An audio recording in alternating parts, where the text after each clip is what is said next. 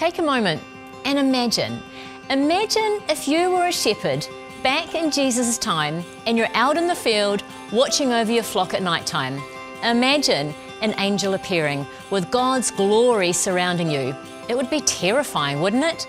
Especially when the angel starts talking and then says, "Do not be afraid. I bring you good news of great joy that will be for all the people.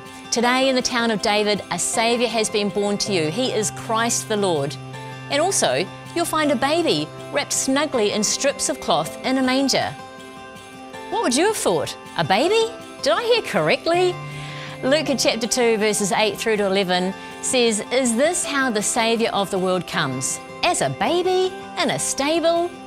Isn't it interesting that God never seems to do things the way we would? God gave us His Son. I'm not sure I would have. He really does do things differently. Whenever I find myself in a situation that I'm concerned about, I'm always trying to predict what God would do. And not once have I been correct. He always manages to surprise me.